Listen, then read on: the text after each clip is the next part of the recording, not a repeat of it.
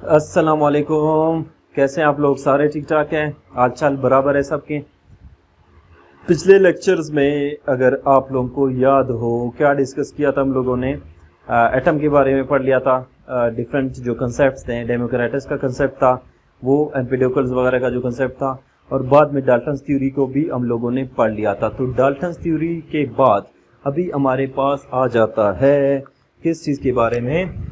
Atom के मज़ीद उसके एटम के हवाले से जो मुख्तलिफ एक्सपेरिमेंट्स किए गए हैं, ठीक है, अबाउट एटम। ठीक है, एटम के बारे में मुख्तलिफ एक्सपेरिमेंट्स वगैरह किए गए हैं, तो आज उनके बारे में क्या करते हैं, डिस्कस करते हैं। क्योंकि हमें पता है जब डाल्टन ने क्या किया था, एटम को डिस्कवर कर लिया था, उसने मुख्तलिफ पॉइंट्स दिए थे, सही।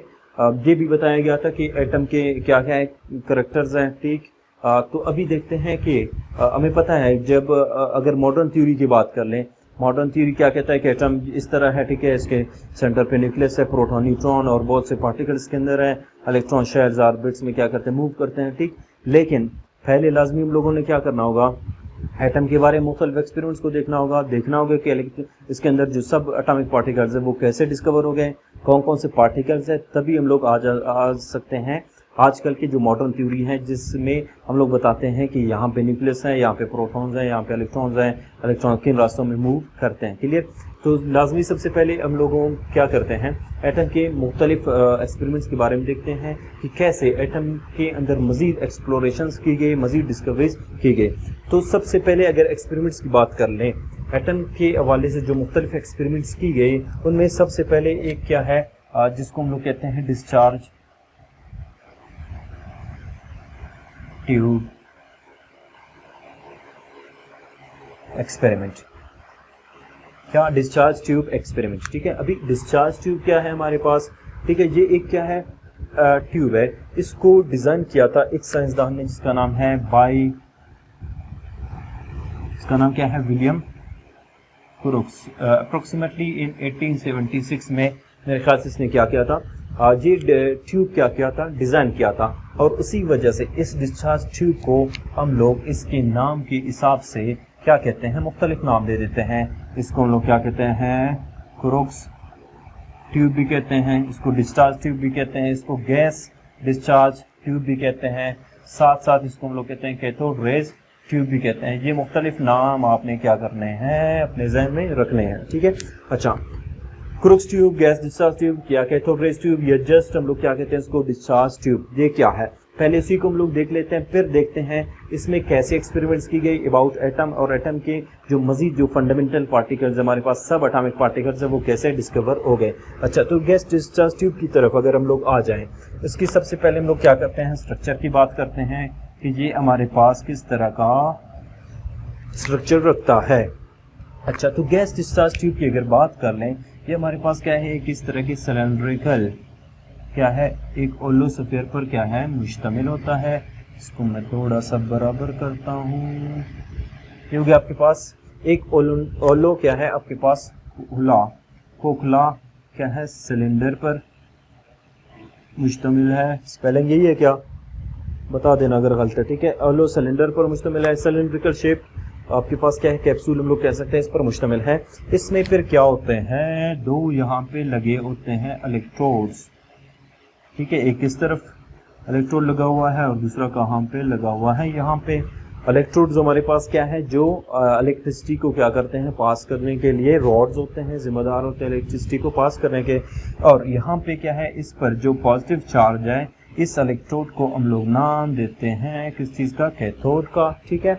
और जिस पर पॉजिटिव चार्ज है, इसको हम लोग नाम देते हैं किस चीज़ का, एनोड का, क्लियर। अच्छा, ये हो गया।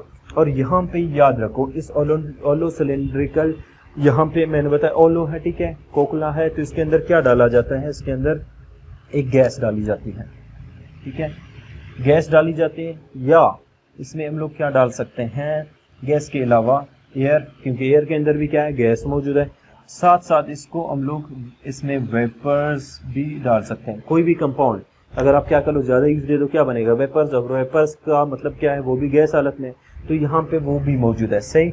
साथ साथ इन दोनों हमारे पास जो इलेक्ट्रोड्स हैं, उनको हम लोग क्या करते हैं, एक बैटरी के टर्मिनल से अटैच करते हैं, ठीक है। ये आपके पास क्या है, सपोज क्या एक बैटरी है, बैटरी से इसको अटैच किया जाता है, एक पर पॉजिटिव चार्ज, एक पर क्या है नेगेटिव चार्ज हो गया, ये आपके पास क्या है बैटरी हो गया, ठीक है। लेकिन एक चीज़ यहाँ पे अपने जहन में रखना है कि बैटरी हाई वोल्टेज बैटरी है, ठीक है। अप्रोक्सीमेटली 5000 से 10,000 वोल्टेज का बैटरी है, जो बहुत ज़्यादा है। क्लियर। अच्छा, यहाँ पे और क्या है, इसमें एक और यहाँ पे छोटा सा पोर्शन है जिसको हम लोग नाम देते हैं किस चीज़ का, ये खैर ये इसको मैं थोड़ा सही बनाता हूँ। ये हो गया, यहाँ पे इसमें छोटा सा वाल्व लगा हुआ है ताकि इसके प्रेशर को हम लोग क्या कर सके, कम कर सकें। तो इसको हम लोग क्या कहते हैं, वैक्यूम पंप कह सकते हैं इसको, या प्रेशर पंप का हम लोग इसको नाम देते हैं। क्यों नाम देते हैं, क्योंकि यहाँ पे जो गैस मौजूद है, इस गैस के प्रेशर को यहाँ पे, ये इसको मैं बनाता हूँ। अच्छा, यहाँ पे जो गैस मौजूद है, गैस का वैसे में पता है, या एयर मौजूद है, उसका प्रेशर वैसे कितना है, नॉर्मली 760 मिलीमीटर ऑफ मरकरी हमें पता है, ठीक है। या हम लोग क्या कहते हैं 1 atm कहते हैं, हमारे पास क्या है प्रेशर है, ठीक, नॉर्मली। फिर क्या किया जाता है, इसके प्रेशर को इस वैक्यूम पंप के जरिए से कम किया जाता है। कम कैसे करेंगे, वैक्यूम पंप से उस गैस को निकाला जाता है। जब गैस निकल जाएगा, गैस की मिकदार कम होगी तो प्रेशर भी यहाँ पे ऑटोमेटिकली क्या होती है, कम होती है। और मोस्टली क्या किया जाता है, प्रेशर को कितने तक लाया जाता है, 0.001 मिलीमीटर ऑफ मरकरी, ठीक है। 0.01 मिलीमीटर ऑफ मरकरी तक इसके प्रेशर को घटाया जाता है। इसका मतलब क्या है, देखो प्रेशर कम्प्लीटली क्या है, खत्म हो गया। खत्म कैसे हो गया, क्योंकि जीरो का मतलब क्या है, समझो खत्म, ठीक है। लेकिन फुल खत्म नहीं है, प्रेशर समझो है, थोड़ा बहुत है, लेकिन बहुत ही कम है, ठीक है, बहुत ज़्यादा कम है। तो ये हमारे पास क्या है, डिस्चार्ज ट्यूब है। इस टोटल को हम लोग क्या कहते हैं, इस डिवाइस को हम लोग क्या कहते हैं, डिस्चार्ज ट्यूब। अभी इसकी वर्किंग की अगर बात कर ले, वर्किंग इसकी अगर बात कर लेंगे हम लोग इलेक्ट्रॉन की डिस्कवरी के अंदर ही, क्योंकि इलेक्ट्रॉन की डिस्कवरी ही टोटल इसी में हुई है। प्रोटॉन की अगर बात कर ले, वो भी इसी में हुए हैं, ठीक है। तो इसी वजह से इसका पढ़ना लाजमी हमारे लिए क्या इंपॉर्टेंट है। अच्छा, तो अभी देखते हैं ये वर्क किस तरह करता है। तो इसी वर्किंग के लिए मैं यहाँ पे क्या करता हूँ, इस टॉपिक को थोड़ा सा चेंज करता हूँ। इसमें हम लोग क्या लिखते हैं, स्ट्रक्चर की बजाय इसको मैं क्या करता हूँ, डिस्कवरी ऑफ इलेक्ट्रॉन, ठीक है। आपने लिख लिया डिस्कवरी ऑफ इलेक्ट्रॉन, ठीक है। इलेक्ट्रॉन की डिस्कवरी, इलेक्ट्रॉन डिस्कवर कैसे हुआ, ठीक है। अभी देखते हैं, ये हमारे पास क्या था, यही डिस्चार्ज ट्यूब है आपके पास, ठीक। ये यहाँ पे कनेक्टेड है कैथोड और किससे, एनोड से। अभी क्या होता है, हाई वोल्टेज बैटरी मैंने बता दिया कितना, 5000 से लेकर 10,000 से जब इसको कनेक्ट किया जाता है और प्रेशर को घटाया जाता है कितने तक, 0.001 मिलीमीटर मरकरी तक, तब क्या हो जाता है, यहाँ कैथोड से कुछ रेज क्या होते हैं, पैदा होते हैं, ठीक है। कुछ रेज पैदा हो जाती हैं, वो टुवर्ड्स किस तरफ जाते हैं, एनोड की तरफ। क्लियर। ये क्या है, कुछ रेज हैं, ठीक है, जो पैदा होते हैं किस तरफ जाते हैं, एनोड की तरफ। लेकिन यहाँ पे सवाल ये पैदा होता है कि ये रेज क्या है, 0.001 मिलीमीटर मरकरी या हाई वोल्टेज बैटरी के साथ ही क्यों पैदा होगी। याद रखो, आपके पास जो हाई वोल्टेज बैटरी हम लोग इस वजह से लगाते हैं ताकि आपके पास जो करंट है वो ज़्यादा मिकदार में क्या हो सके, पास हो सके, यानी कि ज़्यादा इलेक्ट्रॉन यहाँ से क्या हो सके, कैथोड से इमिट हो सके। और प्रेशर को क्यों कम किया जाता है, क्योंकि जो आपके पास यहाँ पे गैस मौजूद है या एयर मौजूद है, एयर क्या है, एज ए इंसुलेटर काम करता है, जो करंट को यहाँ से पास होने नहीं देता, ठीक।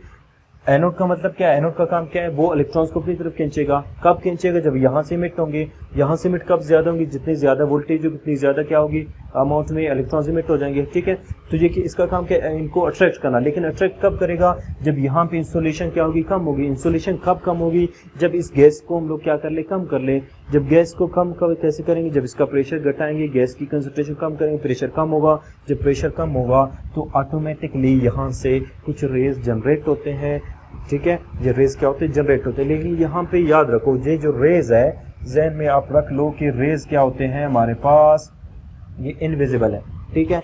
फिर हम लोगों ने कैसे देख लिया इनको, वो ऐसे देख लिया हम लोगों ने कि हम लोग यहाँ पे क्या करते हैं, जो एनोड है हमारे पास, एनोड की बैक साइड पर यहाँ पे एक कोटिंग लगा लेते हैं, ठीक है। कौन सा कोटिंग, ये मिटा देता हूँ मैं।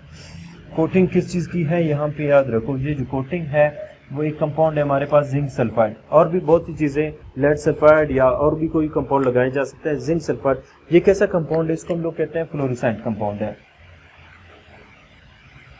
ठीक है, फ्लोरेसेंट, ठीक है। ये फ्लोरेसेंट कंपाउंड क्या करता है, फ्लोरेसेंस काज करता है, ठीक है। अभी फ्लोरेसेंस क्या है, फ्लोरेसेंस क्या है, जब भी एक ऐसा कंपाउंड है जिस पर अगर पार्टिकल्स क्या हो जाए, टकरा जाए, ठीक है। When ever the particle hit any fluorescent compound, फिर क्या होता है, इससे कुछ लाइट इमिट होती है। ये लाइट क्या करता है, इमिट करता है। इससे स्पार्कलिंग क्या होती है, यहाँ पे पैदा होती है। कब, जब पार्टिकल इससे क्या होते हैं, टकरा जाते हैं।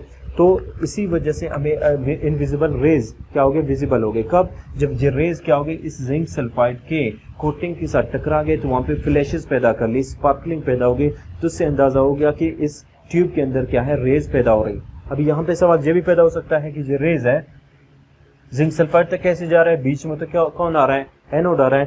तो ये एनोड को याद रखो कैसे बनाया गया था, परफोरेटेड हम लोग कह सकते हैं। इसमें मुख्तलिफ सुराख है, ठीक है। सुराखों से ये रेज क्या हो सकते हैं, पास हो सकते हैं, पहुंच जाते हैं कहाँ तक, जिंक सल्फाइड की कोटिंग तक, और वहाँ पे वो क्या काज करते हैं, फ्लोरेसेंस, क्योंकि उसका काम ही क्या है, जब इस पर पार्टिकल टकरा जाएंगे तो वो स्पार्कलिंग शो करेगा। अच्छा, जब ये स्पार्कलिंग शो हो गई, कन्फर्म हो गया कि ये कुछ रेज पैदा हो रही है, ठीक है। ये भी कन्फर्म हो गया कहाँ से निकल रही है, किस तरफ जा रही है, कंफर्म हो गया कैथोड से निकल रहे हैं, किसकी तरफ जा रहे हैं, एनोड, ठीक है। तो इसी वजह से इन रेज को नाम दिया गया किस चीज़ का, कैथोड का, क्योंकि वो कैथोड से क्या हो रही है, बन रही है और जा रही किस तरफ,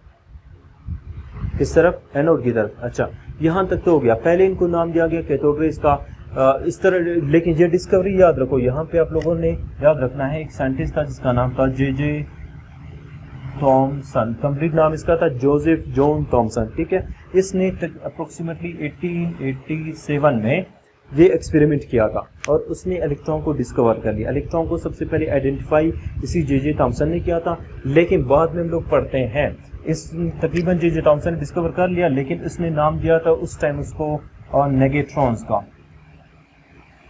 नेगेट्रॉन्स, ठीक है। क्यों, क्योंकि प्रॉपर्टीज जब ऑब्जर्व की गई कि इस पर कौन सा चार्ज है, नेगेटिव है, तो नाम दिया गया किस चीज का, नेगेट्रॉन्स का। लेकिन इसी नेगेट्रॉन को बाद में नाम दिया इलेक्ट्रॉन का, जो आजकल हम लोग पढ़ते हैं। इलेक्ट्रॉन का नाम, इसको एक और साइंटिस्ट है जिसका नाम है जे स्टोनी, जॉर्ज जी का पता नहीं क्या है। इसी स्टोनी ने क्या कर लिया, इसको इलेक्ट्रॉन का नाम दिया, जिसको जे थॉमसन ने नाम दिया था किस चीज़ का, नेगेट्रॉन्स का। क्लियर। तो यहाँ पे ज़हन में रख लो, इलेक्ट्रॉन क्या है, डिस्कवर हुआ 1887 में, जे थॉमसन ने ये डिस्कवर कर लिया, आइडेंटिफाई कर लिया, नेगेट्रॉन का नाम दिया, लेकिन बाद में इसको जे स्टोनी ने क्या कर लिया, इलेक्ट्रॉन का नाम दिया। यहाँ पे क्या है, जे थॉमसन ने सिर्फ इसको आइडेंटिफाई नहीं किया, एक और प्रॉपर्टी हम लोग पढ़ते हैं कि जे थॉमसन ने इसकी जो चार्ज टू मास रेशो है, ठीक है, चार्ज टू मास रेशो को भी मालूम कर लिया। चार्ज टू मास रेशो भी इसने मालूम कर लिया। वो कितना है हमारे पास, 1.758 इंटू 10⁻11 कूलम पर केजी, ठीक है जी। आपके पास क्या है, चार्ज टू मास रेशो किस चीज़ का, उसी इलेक्ट्रॉन का, जिसको उसने नाम दिया था नेगेट्रॉन का, ठीक है। और ये बहुत बड़ा ही हमारे पास क्या एडवांटेज है, जिसके जरिए बाकी चीज़ों को हम लोग क्या कर सकते हैं, मालूम कर सकते हैं। अच्छा, यहाँ तक तो हो गया।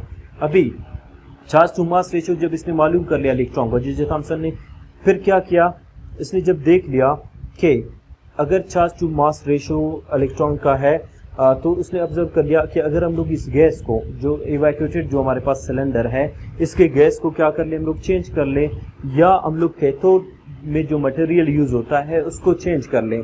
तो उसने ऑब्जर्व करना था, देखना था कि यहाँ पे जो रेज है वो कौन पैदा कर रहा है, ठीक है जी। जो रेज हम लोग पढ़ रहे हैं ना, कैथोड रेज, फिलहाल तो हम लोगों ने नाम दे दिया कैथोड रेज का, लेकिन जे थॉमसन ने ये भी देखना था कि इसको कौन काज कर रहा है, वो गैस काज कर रहा है, इसको कैथोड रेज काज कर रहा है, ठीक है, कौन काज कर रहा है। तो इसके लिए उसने 2-3 एक्सपेरिमेंट्स क्या कर लिए, पहले इसने गैस को चेंज कर लिया, ठीक है, कोई फर्क नहीं आ रहा था।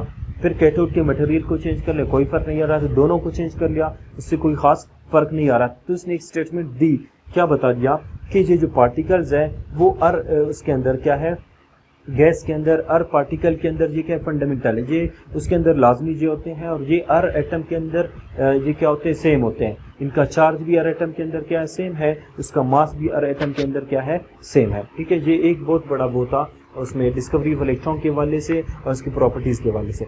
अच्छा, तो यहाँ तक हो गया इलेक्ट्रॉन की डिस्कवरी, किस तरह डिस्चार्ज ट्यूब में ये इलेक्ट्रॉन क्या हो गया, डिस्कवर हो गया। कल के जो लेक्चर में इंशाल्लाह हम लोग डिस्कस करेंगे प्रॉपर्टीज़ ऑफ इलेक्ट्रॉन्स को, कि इलेक्ट्रॉन की जो प्रॉपर्टीज़ है वो क्या क्या है और उनको प्रॉपर्टीज़ को कैसे नाम दिया गया।